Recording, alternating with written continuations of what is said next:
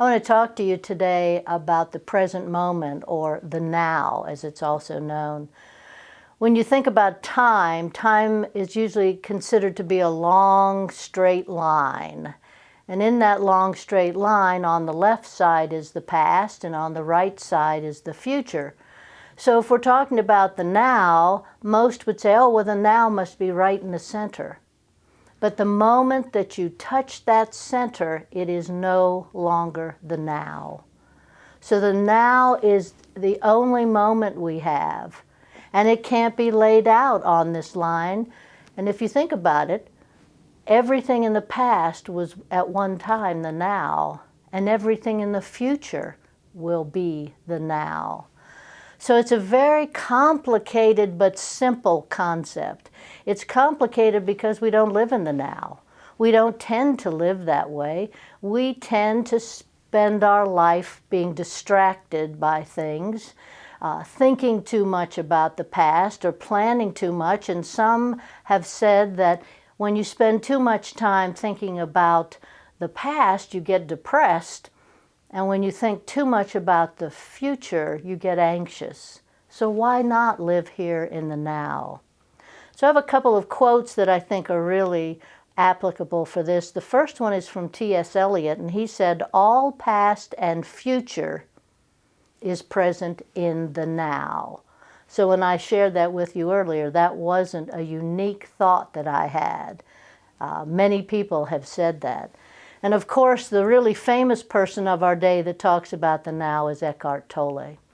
And he said, "Realize deeply that the present moment is all you ever have." Have you stopped to think about that? And finally, I'm going to share one from Lao Tzu. If you are depressed, you're living in the past. If you're anxious, you're living in the future. If you are at peace, you are living in the present. I love to think about that, and I had an experience this morning that kind of made me laugh about this now concept. I was driving down the highway, as all of us do, and I was on my way to an appointment, and I knew the exact exit I had to take, but I took the exit in front of it. And I got down onto, for those of you in Denver, you'll know this, I got onto Colfax, and I said, what am I doing here?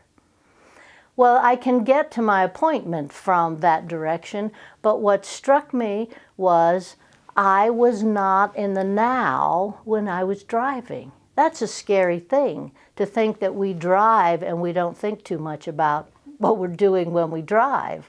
But I realized I was not in the present moment at that moment. Henry David Thoreau said that he spent much time, as you know, at Walden Pond as a hermit, all by himself. And he said, "I went to the woods to live deliberately."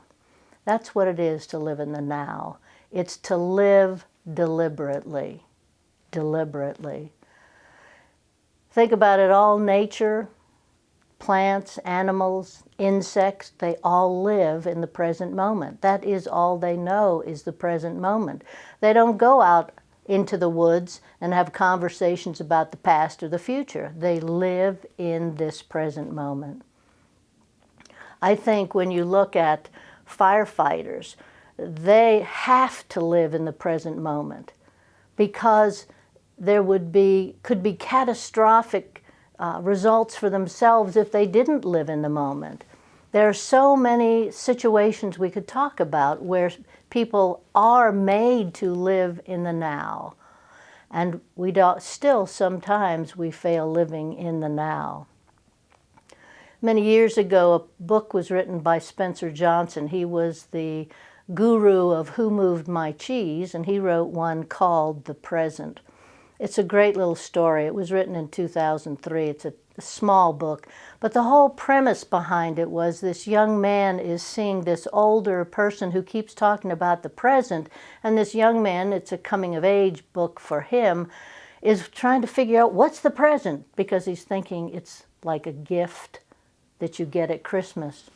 And you go through this whole book, and at the very end, this young man finally understands what the present is.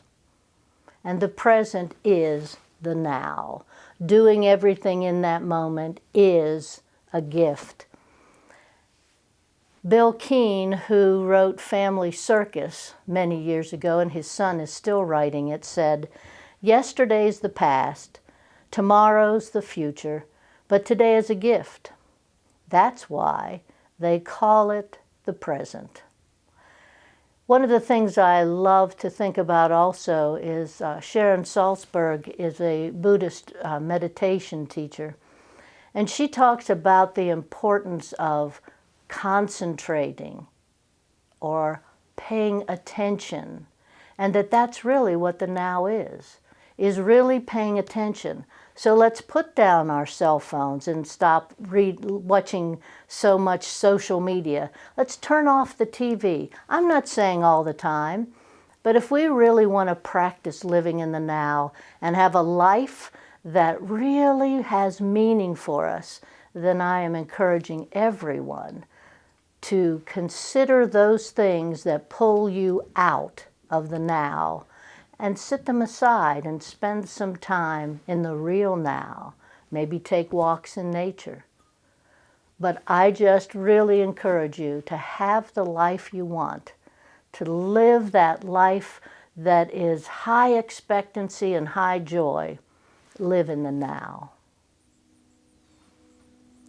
And now as we move into prayer, I'm so clear that the presence of God is in this space that I find, this space between myself and those who are seeing this, knowing that God is all there is.